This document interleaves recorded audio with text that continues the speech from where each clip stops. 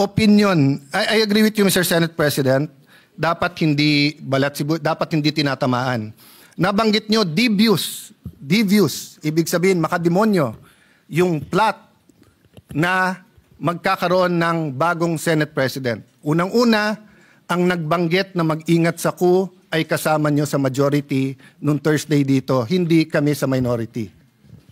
Pangalawa, 2007 pa ako nandito sa Senado. Wala pa akong nakitang minority dito na ayaw maging majority. Si Coco Pimentel, tuwan-tuwa sa magiging minority pero gusto niya maging majority at gusto niya maging Senate President. Sa 24 sa atin dito, baka si Lito Lapid lang ang ayaw maging Senate President. Pero baka gusto mo rin. Baka gusto mo rin. Pwede rin. Pwede rin. Oh. So, 3 na lang kailangan natin, Supremo. 9 na kami, pang 10 ka, 3 na lang, 13, Supremo. Okay. What's my point, Mr. President? Hindi po kami ang nagsabing may plot. Alam niyo po kung nabasa ko to sa Facebook, napakaganda.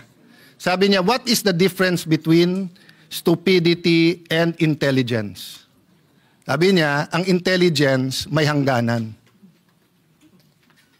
Tama nga naman, wala naman hangganan ng stupidity, di ba? So tanong ko sa inyo, mga kasama ko, sa minority man majority, sinong tanga na magkuku tapos i-announce tapos ilalagay sa Facebook na may numero na sila? Di ba? Wala naman magkuku tapos i-announce tapos sasabihin na meron. Siyempre lahat tayo may supporter, kinikilig yun. O ilabas natin bukas na si JB Ejercito ang magiging Senate President, kikiligin po ang mga supporter ni JB Ejercito. Ilagay po natin na si Jingoy Estrada, kikiligin supporter niya, magagalit naman yung galit sa kanya. So, we respect the majority and your prerogatives, Mr. President, di ba? Wala akong kinausap na senador over the weekend. In fact, nahiya ako sa minority because ang paalam ko sa kanila, minority leader. Di ba? But I can tell you straight in everyone's faces with all humility, dahil alam nyo to, you offered me the Senate presidency in 2016. Pero ang kasama doon ay magiging Secretary ay Justice Committee si Leila de Lima na alam kong ang tanging pakay ay tanggalin si Duterte plus other committees that I did not agree with. That was the cost. Hindi ko kayang bayaran yung cost na yon. Hindi ko kayang bayaran yung cost na yon. So, I lost it. Napunta kay Coco Pimentel and it was good for the country. Panay Mindanao.